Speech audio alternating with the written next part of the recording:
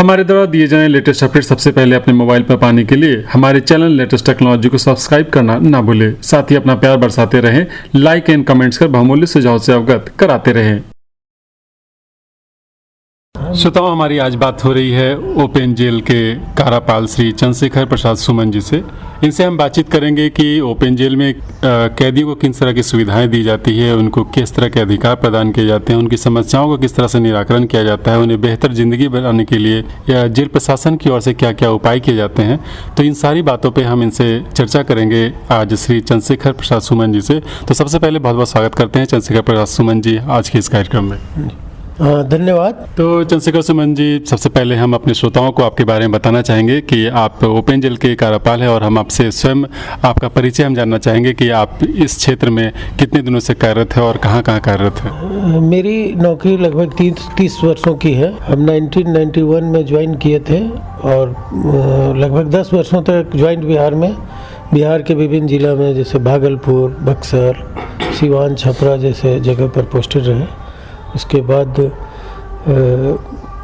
Jharkhand area में आया और यहाँ पर हम Daltonganj, Hazaribagh central jail, Ranchi central jail, Ghaghi jail, Deoghar jail में पोस्टेड रहे। यानी इतने लंबे वर्ष से जो सेवा आप कर रहे हैं इस क्षेत्र में और अभी आप ओपन जेल हजारीबाग के कारापाल हैं, तो काफ़ी लंबा अनुभव है आपका। कैदियों के बीच आप रहे हैं, काफ़ी चीज़ों को आपने देखा है, समझा है। तो हम आपसे ये जानना चाहेंगे सबसे पहले कि कैदियों का जो मौलिक अधिकार होता है जेल के अंदर, क्योंकि बाहरी दुनिया के जो लोग होते हैं वो अंदर से जानते नहीं हैं, थोड़ा सा उनके बीच में ये चीज़ जानकारी नहीं होती है। तो हम बाकी श्रोताओं को ये बात में हम बताना चाहेंगे और आपके माध्यम से ये जानना चाहेंगे कि वहाँ की ज़िंदगी कैसी होती है, वहाँ के लोगों को बेहतर ज़िंदगी बनाने के लिए जेल प्रशासन की ओर से क्या क्या सुविधाएं और कदम उठाए जाते हैं।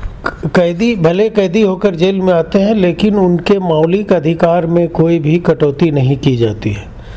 मानवाधिकार आयोग है और उनका गाइडलाइन है, माननीय न्यायालय की नज़र रहती है और उनके सभी मौलिक अधिकार यहाँ सुरक्षित रहते हैं। और रही बात जेल में आने के बाद थोड़े से डिप्रेशन में ज़रूर होते हैं, बट हम लोग स्वयं उनका काउंसलिंग करते हैं जेल में आने के बाद, और जेल में रहने का, अनुशासित रहने का जो नियम है उससे परिचित कराते हैं। उनके अधिकार और कर्तव्य का बोध उन्हें कराया जाता है कि एक अच्छे नागरिक होने का क्या कर्तव्य है जी।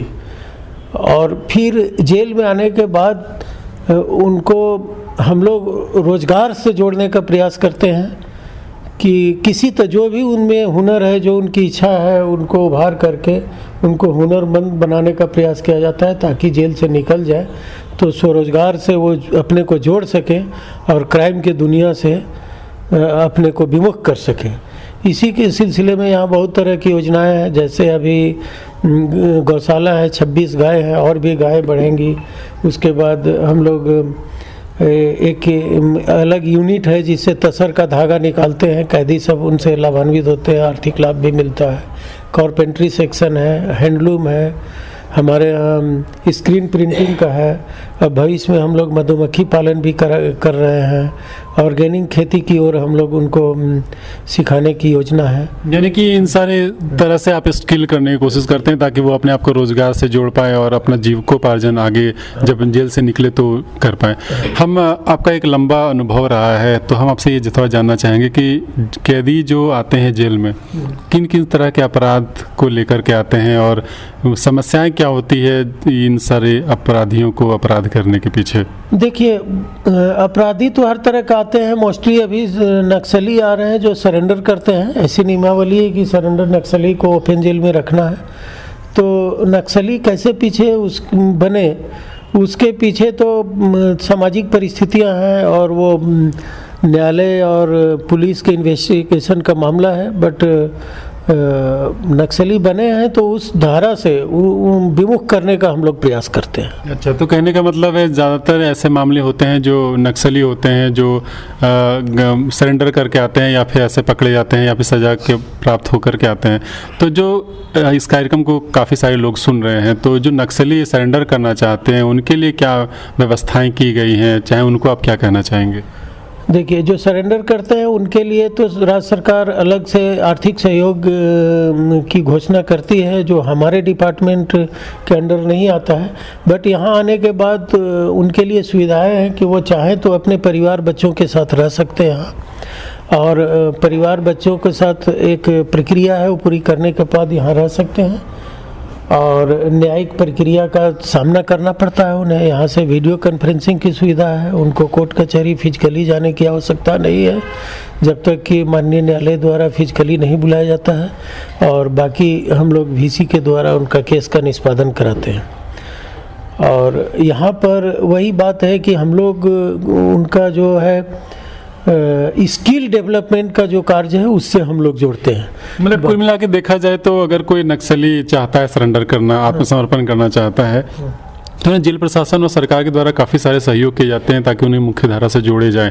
उनके लिए कहीं कोई समस्याएं नहीं है, कहीं कोई प्रॉब्लम्स नहीं है। उन्हें अच्छे तरीके से अच्छे जीवन यापन करने के लिए, एक मुख्य धारा से जोड़ने के लिए हर तरह के संभव प्रयास किए जाते हैं जी।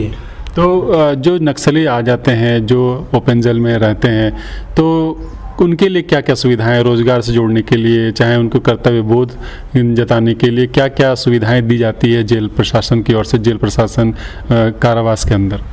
जैसे फर्स्ट ऑफ ऑल तो हम लोग उनका काउंसलिंग करते हैं जेल में आते ही, और अब तो कोरोना के समय में थोड़ा शिथिल हुआ, अदरवाइज बाहर से हम लोग काउंसलर बुलाते हैं, एनजीओज वगैरह बुलाते हैं। बहुत से ऐसी संस्थाएं हैं जो कुछ करना चाहती हैं, तो हम लोग प्रक्रिया पूरी करते हुए ले जा कर के उनका करते हैं। जैसे योगा का प्रशिक्षण देते हैं, और जो काउंसलर आते हैं उनके बीच उनकी स्पीच देते हैं ताकि उनके मानसिक मोटिवेशन स्पीच दिया जाता है। हाँ, उसके बाद हम लोग हेल्थ कैंपेन करते हैं, उनका जांच करवाते हैं विभिन्न चिकित्सक, विशेषज्ञ चिकित्सक को बुला करके, और रेगुलर तो इलाज होता ही है जेल डॉक्टर द्वारा। तो अच्छा, ये जो ओपन जेल में जो रहते हैं उनको रहने से लेकर खाने तक की क्या सुविधाएं दी जाती है, किस तरह के नॉर्म्स एंड कंडीशन बने हुए हैं? ये तो आम कैदियों के लिए जो सरकार ने जो स्केल बनाई है उसी के तरह उनको दिया जाता है। मॉर्निंग में नाश्ता है, दिन में भोजन है, रात में भोजन है। इसके अतिरिक्त गौशाला में जो काम करते हैं उनको हम लोग दूध अलग से मुहैया कराते हैं, और अगर वो काम करते हैं जेल का तो उनको हम लोग मजदूरी देते हैं निर्धारित दर पर, सरकार द्वारा निर्धारित दर पर हम लोग मजदूरी देते हैं। सज़ा में छूट देते हैं जिसको रेमिशन हम लोग बोलते हैं, और उसके लिए भी नियम बने हुए हैं। रही बात है कि जो वो परिवार के साथ रहते हैं तो परिवार का खर्च हम लोग वहन नहीं करते हैं, सरकार वहन नहीं करती है, और उनको खुद से जनरेट करना है उनका खर्च। और इसका उद्देश्य ये है कि वो उत्तरदायित्व को समझें कि परिवार पालने के लिए हमको अर्न करना पड़ेगा। अर्न करने की भावना रहेगी तभी तो वो काम करने के लिए प्रेरित होंगे। बिल्कुल। हाँ। इसका मतलब है कि जेल प्रशासन के द्वारा कारावास के अंदर ही उन्हें अर्न करने का एक साधन मुहैया कराया जाता है ताकि वो अपने घर में भी जो कमाए हुए रुपए वो भेज सके, ताकि उनका घर का जीविकोपार्जन चल सके। हम आपसे ये जानना चाहेंगे कि जो ओपन जेल में रहते हैं उनके परिवार के लिए क्या सुविधाएं दी जाती है? अगर वो परिवार सिंगल वो कमाने वाला है, उस पर आश्रित हैं 4-5 लोग उसके घर के, तो उनके लिए क्या किया जाता है? तो उसके लिए तो वो चाहे तो यहाँ जो अर्न करते हैं वो जब चाहे घर भेज सकते हैं, और उनके परिवार के लोग आके मिलते हैं। उनके एक निर्धारित उम्र सीमा है, उसके अंडर में उनके माता पिता या पत्नी या पति या बच्चे साथ में यहाँ रह सकते हैं। अच्छा, ये सारी सुविधाएं दी जाती है। अगर कोई कैदी, उसका कोई नाबालिग अगर कोई बच्चा है तो वो भी चाहे तो वहाँ रह सकता है। तो वैसे नाबालिग लोगों के लिए क्या सुविधाएं, पढ़ने लिखने के लिए या रहने के लिए क्या व्यवस्थाएं की जाती है? यहाँ विभिन्न स्कूलों में, सरकारी विद्यालय जितने हैं वहाँ हम लोग एडमिशन करवाते हैं। हाँ, नहीं कैंपस के अंदर नहीं, सरकार द्वारा संचालित जो बाहर में स्कूल है वहाँ एडमिशन कराते हैं। आवासीय विद्यालय में हम लोग एडमिशन करवा देते हैं। हाँ, तो मैं शिक्षा के लिए भी अच्छी खासी व्यवस्थाएं की जाती है। अब जो स्किल डेवलपमेंट जो प्रोग्राम्स चलाए जाते हैं इन कैदियों के लिए, उनको क्या सर्टिफिकेट की व्यवस्था की जाती है? कहाँ से, किन किन संस्थाओं के माध्यम से ये प्रशिक्षण मुहैया कराया जाता है? शुरू में हम लोग झारक्राफ्ट के माध्यम से यहाँ प्रशिक्षण दिलवाए थे, और अभी तो कोरोना के चलते सब बाहर के लोगों का आना जाना बंद है, और जैसे ही ये सब सामान्य होता है तो फिर हम लोग विभिन्न NGO से संपर्क करेंगे और उनको बुलाकर प्रशिक्षित यानी कि बेहतर ज़िंदगी देने के लिए काफ़ी सारे प्रयास आपके द्वारा जेल प्रशासन के द्वारा किए जाते हैं। अंत में जो हमारे इस कार्यक्रम को सुन रहे हैं, जो भी कैदी परिवार के जो सदस्य सुन रहे हैं, उनको आप क्या कहना चाहेंगे? हम तो सबसे पहले उनको सुनने के लिए धन्यवाद देना चाहेंगे कि जितना बड़े उत्सुकता से वो लोग सुन रहे हैं, जेल के संबंध में जानने के प्रति उत्सुक है। मैं यही कहूँगा कि जेल के संबंध में कोई भ्रांति नहीं पालें। जैसा सामाजिक जीवन बाहर में होता है वही जीवन अंदर में होता है। हाँ, अंदर में लोगों को थोड़ा अनुशासित रहना पड़ता है कि समय पर जगना, समय पर अपने बैरक में बंद होना, समय पर भोजन करना, समय पर काम पर जाना, और मैं समझता हूँ कि ये बाहर के जीवन में भी लोगों को अपनाना चाहिए। बिल्कुल, अनुशासन ही जीवन का मुख्य आधार है। हम आपसे एक सवाल करना चाहेंगे कि जो कैदियों जो चाहते हैं कि हमें सज़ा में छूट मिले, किन क्राइटेरियो को देखते हुए उनके सज़ा में छूट दिया जाता है, किन किन चीज़ों को देखा जाता है? देखिए, जेल में सज़ा में छूट की बात है सामान्य स्थिति में for good work and good conduct, अच्छे कार्य के लिए, जो कार्य आपको आवंटित किया जाता है कार्य करिए और अंदर में अच्छे व्यवहार रखिए, अनुशासित रहिए, इसके लिए मिलता है।